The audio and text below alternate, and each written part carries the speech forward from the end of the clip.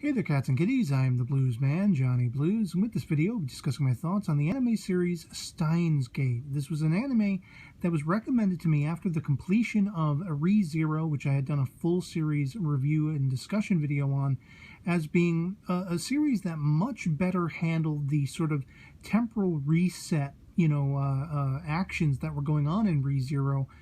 This series being said to really ramp that up to dramatic effect and utilize that whole reset ability, the time travel, that sort of time tripping in a much more, compelling fashion. And after watching Steins Gate, I have to say that was absolutely utmost the truth. They really utilized and put that, time tripping, time leap, if you will, into effect in a very dramatic way in Steins Gate. And I absolutely loved just how much it drew me in. I had just started loosely watching the first few episodes, wasn't sure if I was going to continue, and the next thing I knew, I was like 10 episodes in, 18 episodes in, all the way up to the finale, 24, and then, there was like an extra episode, a 25th episode, which basically picked up again a few months after the finale of the series. And it was just amazing to me. There were certain aspects of it, because you watch a lot of anime, you can perceive where the story's going. There were predictable elements, but then there were elements that completely came out of left field and shocked you and twisted the story into a new direction. And it had a little bit of everything. It had humor, it had drama, it had heart-wrenching sort of romance and sadness and death and murder and twists and turns aplenty. A lot of technobabble for those who are science fiction fans, as I am. Some of it goes over my head, but a lot of this stuff was really trying to bring into a sort of reality, a sense of time travel aesthetics, quantum leaping, and the technology you would need to use to try to utilize that, ability. And going from anywhere, from like sort of text messages and emails sent through time to actually using someone's mind, basically accessing the temporal lobe and accessing memories and sending those back as so much data as you might do in a text, in an email, and that kind of thing. And it's just quite fascinating, the theories that are all in play.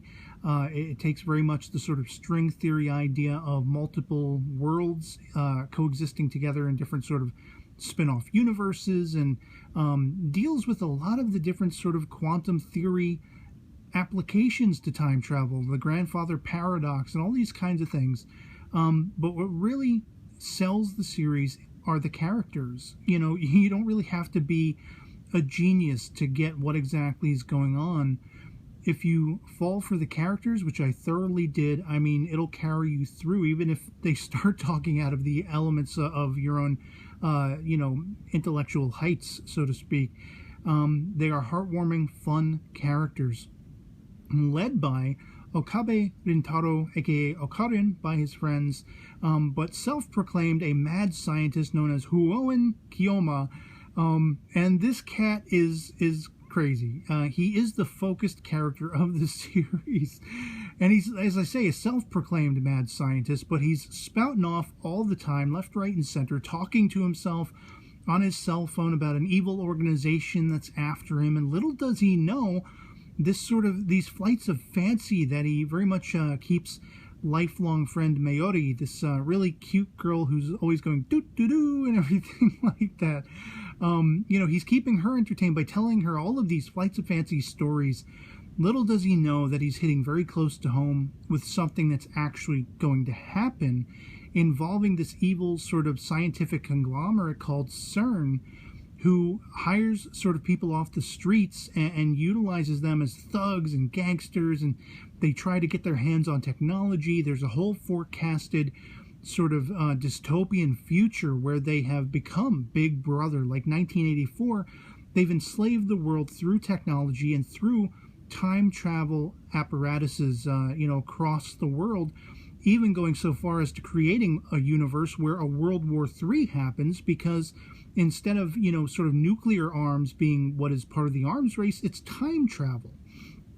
Absolutely mind-blowingly compelling in that. And the story very much starts with Okari or Okarin or Huin Kyoma, finding the seemingly murdered corpse of this girl, Kurisu, who is another main character in the series. She is a scientist, and he'll find her murdered body, which sets off the events with his very first text message that he sends after the fact, with the time tripping, because back at his lab with his buddy Itaro, or Daru in the series, sits above a sort of a techie store with TVs and everything like that they're renting, and they have hooked up effectively a mobile phone device to a microwave, which in turn is hooked up to a TV downstairs in the store below, using it as a lifter to create the quantum sort of specs needed to send messages through time. And they start to try to send physical objects like bananas, for example, and it turns them to gelatin, and it's all trippy and weird. They uncover, by hacking this evil conglomerate CERN's computers, they find information that human subjects have been tested upon, and they've been found in various periods in the past as fully gelatinized bodies and corpses. So it's all madcap, and when he sends this first message after finding Kurisu, he experiences the first time leap, which leaps him to an alternate world or world line. It's part of that theorem that's going on, that's in play in Steins Gate, that there are different world lines. These are the different worlds that exist, coexist on each side of each other in the universe, imperceivable, but something that if you create this sort of corridor, you can travel between.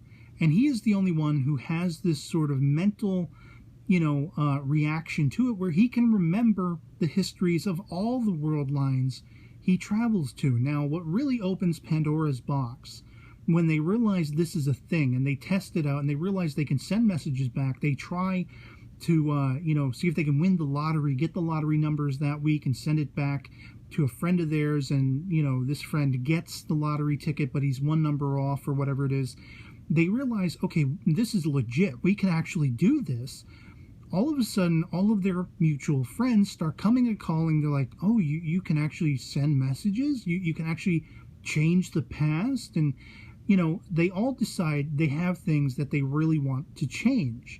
You have this one character who is so sympathetic, Ruka, who for all intents and purposes outwardly is a girl, but she was born a guy, effectively. And they really bang you over the head with that in the early going. And she strongly wishes that she had been born a woman. So her text message to the past is effectively to her mother, and there's some really extraneous efforts they have to go through, because her mother would not have had a mobile device at the time, the early 90s, when she was born. And so they have to figure out, oh, she had a pager, send the message in numerical code to the pager, and all this stuff. And it's sort of the old wives' tale or theory that when you are, when you have a baby that is growing inside you, if you eat meat, the chromosomes and everything will add up to being a male. If you eat lots of vegetables and cut out meat, it'll actually, chromosomally form a female, and all this kind of stuff. And it turns out, at least within the confines of Steins Gate, this ends up being true. She manages to change her sex to what she should have been all along. And other characters, like you have this character Rumiho, aka Faris, who is like sort of a maid cafe worker and idol wannabe. She's a gamer. They sort of televise this card game that she plays, and she wins very frequently. And we find that when her family moved to Akihabara, she was taking basically responsibility for bringing in the anime culture, the moe culture, and everything like that. She ends up wanting to send a text. We don't find out right away what it is, but it has to do with the life of her father. And because of this message she sends back, she alters history. So the entire district, rather than being the very geeky sort of anime culture, backdrop that it is in modern Japan, it goes back to strictly being just a technology hub, like just camera stores and fans and TVs, and very, very not anything anime oriented at all. And so, basically Okarin begins to figure out that CERN is after him because this one girl who has sort of infiltrated the group, Moeka, which is a hilarious character because all she does is communicate through text messages. Even when you're standing 2 feet in front of her and you ask her a question, she violently texts out her response, and if you don't have your phone, she'll storm off after monosyllabolically, yelling her disappointment at you.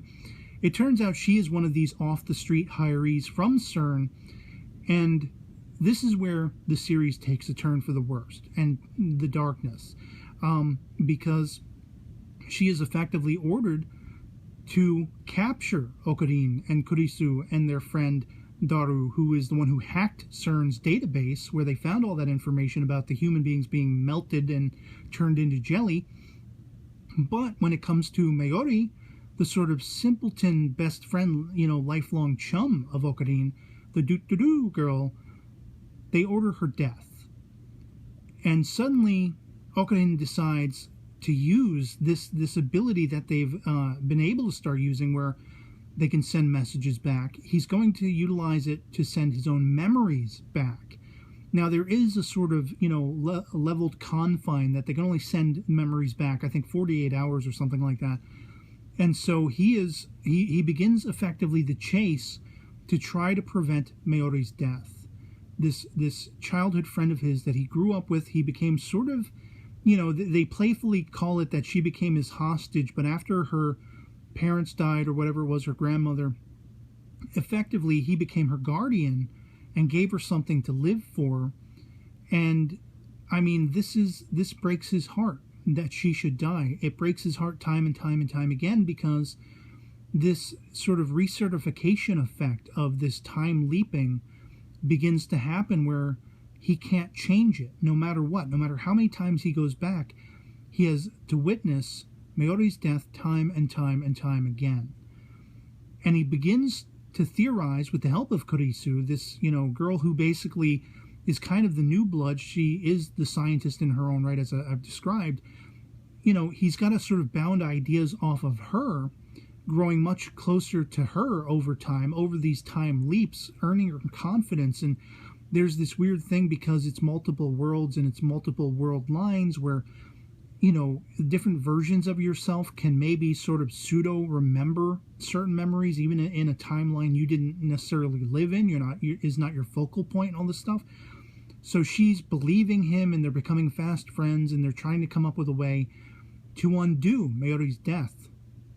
And they realize, well, maybe what we ought to do is take everything back to square one, before we ever got CERN's, under CERN's sight, to send their people after us. And in order to do that, they have to undo every single time-trippy text message that has been sent. So effectively, they have to undo the taking out of the moe anime culture in Akihabara. Effectively, they have to take out, their friend Ruka basically being able to change her gender to one more befitting of how she was born, changing herself back from female to male again. And it's tragic. He's having to break the hearts of all of his nearest and dearest for the sake of saving one of them. And when it comes to the final sort of world line, the beta line, whereas all the rest of them are the alpha, the world line beta, or the Steins Gate world, which Steins Gate really doesn't mean anything. It's just terminology that Okarin uses. He also says things like Elsai Kangru whenever they're going to put a plan into action. He has to effectively take it back to the one that began everything, where Kurisu was found dead.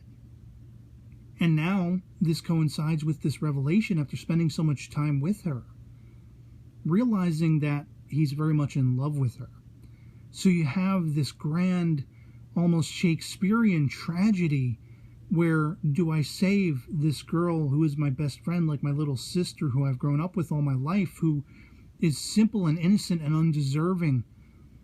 Or, do I sacrifice her life to save this girl who I am now head over heels in love with, who has been my compatriot, my companion, my assistant, all of these things? And I won't spoil how the series ends, but it's pretty interesting, because it basically deals with a recurring character, Suzuha, who I've, sort of nicknamed Future Girl, who may or may not be the daughter of one of his friends. She basically shows up from the future and says, well, here's the way the future looks, and here's what we got to do to fix things. And she becomes a very integral aspect to how they try to set things right in the end. And whether they do or not, I'll leave to you, the intrepid viewer, to go and check out the series on your own if you haven't already seen it. Just, the highest marks for this series. I watched a sort of, spin-off series. Loosely, I'll refer to it as Robotics Notes. I did a full series discussion about that.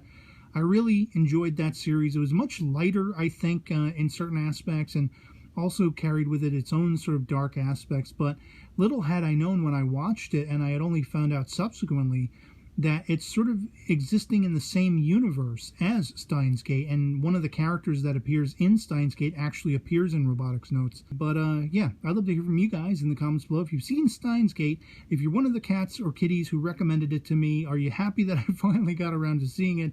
Do you agree with my praise and my discussion that it's time trippy, but it's worth the effort, and the characters are really what makes the story? If you haven't seen it and you've watched this video, hopefully I didn't spoil every little nook and cranny of the story for you, but I'd love to know if you're going to check it out based on this recommendation. And so yeah, otherwise that'll be pretty much it for me on this. Hope this video finds you well, and I'll catch you all later. Peace.